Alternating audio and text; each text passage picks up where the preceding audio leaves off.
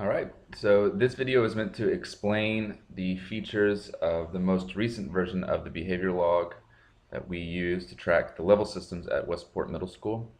I'll go through and I'll briefly explain each of the columns, some of the data analysis that we have, and then I'll show just kind of like a working sample of how we go through and do that with the behavior sample that we have in place. So first thing you'll notice is that at the very bottom here we have a tab for each week for each grading period. So there's 6 weeks, and each of the tabs will account for the behaviors on that specific week.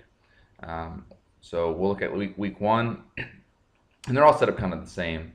But on week 1, you will notice that you can import the last name and the first name for the student so that you can organize it. Here we have 6th period teacher listed, but you can list any kind of way of distributing or any kind of organizational way of if you need to communicate levels to students and you want to know where they are, and you can put that here. For week 1, we put the initial level at 5. So at Westport we work on a 5-level system, and they start out at 5, so everybody gets a fresh 5 at the beginning of every grading period. And then these would be your respective dates of those days of the week. So we're in September right now, and I'll show you a working sample of that, but you can put any date along in here. The reason they're not populated automatically is because the dates change, or sometimes we don't have school on certain days.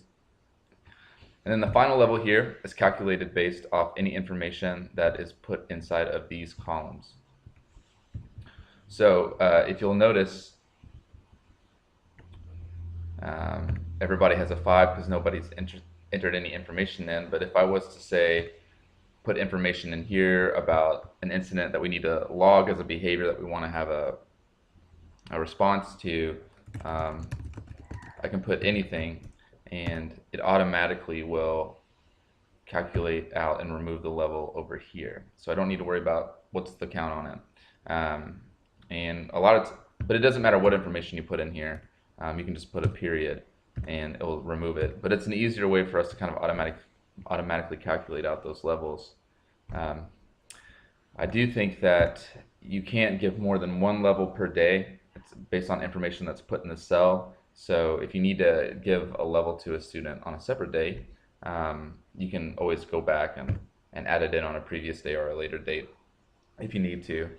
Sometimes students, they'll just have really bad days and you don't want them to lose everything on one day. So it's up to you to decide how you want to handle that. And so the levels are calculated out here. And then in this section is our response to the level progression. So at Westport Middle School, if a student goes to a 3, they're supposed to have a team conference. And so we would put the date that we would have the team conference there. And then if they get a 2, then they need to serve a detention for level 2 or for level 1. So here we have an information to let us know that did we send a detention letter home, and then they can either serve an after-school detention or 2 lunch detentions, whichever equals about 40 minutes. And then we just have a column here to say if they've served it. And then right here we record if they were served both lunch detentions or if they served an after-school detention. Here they have a behavior reflection, that's if they get to a level 1. And then referral is if they get to a level 0. So those are kind of the basics there. It is important to note that on this particular sheet, the template, at Westport Middle School, you get a level up if you successfully serve a detention, or if you successfully serve 5 days without getting any kind of level. So if we put any information in this detention served column or any information in the level up notes, then they will go up a level. So if they served a detention, it'll bump it up, or if they got like a pride referral or something like that. Now, it's not really fair for a student to be on a 5 and then get like a pride referral and go up to a 6 or something like that. So you need to watch those kind of items if that ends up happening. But what we really mostly use that for is trying to bump kids back up who went down. And so every week is the same, but every week builds on each other. So if I put information here on talking in class, and then it takes away the level, it's automatically going to move it down in the following weeks because every week builds on each other. So if I go to week 2, I'll notice that whoever that student would be in the line 1 automatically went down to a 4 at the beginning of the week. So this way we're not trying to like remember who had what at the beginning of the week, but it automatically tracks it. So and that happens week 1, week 2, week 3, week 4, all the way through week 6. And so it happens week to week. You would want to input the dates here, as it changes, and you'd want to track every week your responses. Now you'll notice here that there are little arrows. These are pivot tables, and pivot tables can be basically refined to find certain information. So let's say I wanted to see only students that are on a 4 or lower. So I can apply a number of filters, and I can say less than is less than 5, and then it's going to remove all other students on the table except for the ones that are below 5. So this is good for whenever you're trying to narrow down like who you need to give attention to, or who you need to maybe have further interventions and kind of track that down. It's really good for the team leads or people that are doing more disciplinary actions. So, and then you can remove it by clearing the filter from the final level.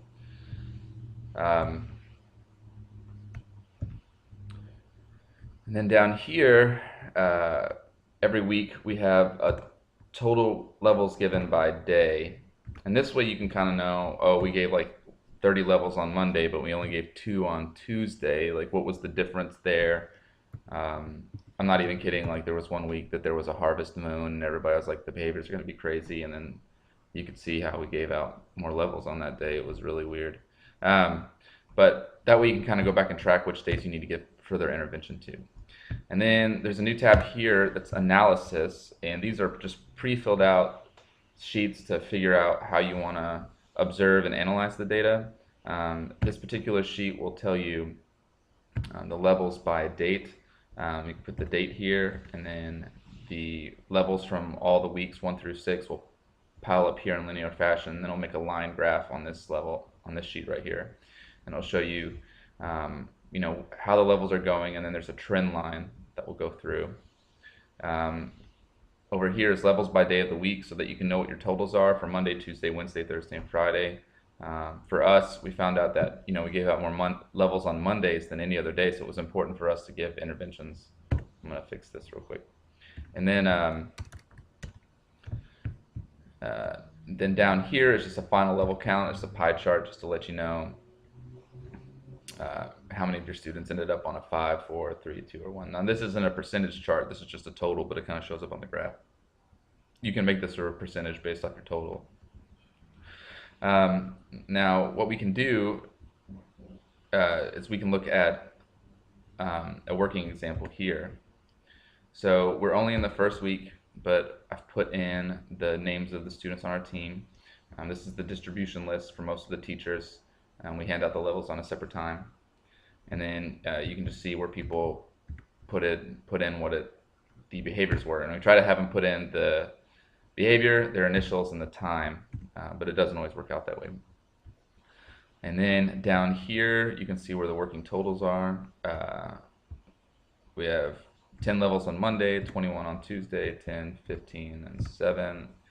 And Tuesday was the day before the ACT Explore prep, so I'm sure that was something going on there, and nobody's had any levels up yet.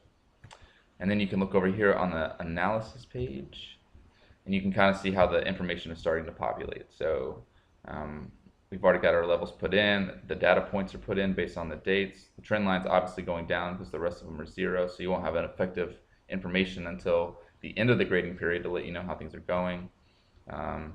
This is our current levels per day of the week. So if you'll notice that Tuesday was the heavy one, where we gave out a bunch. It's really good when you have the totals at the end of the 6 weeks to see what your averages are. And then here's our final level counts after 1 week. Obviously the vast majority of people are on 4 or 5, and then you just got those slivers. And honestly, it kind of works out that way whenever you give your 5-day levels up.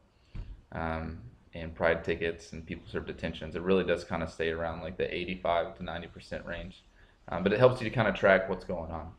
So if you have any questions, you can always email me, but that's kind of like the basic gist of how the sheet works. And don't forget to use the pivot tables to kind of narrow down, how many students are at 3 or below, you know, just after 1 week. Those are the students we really want to kind of step in and figure what's going on, because these interventions are kind of like your tier 1 interventions. So anyway, that's about it.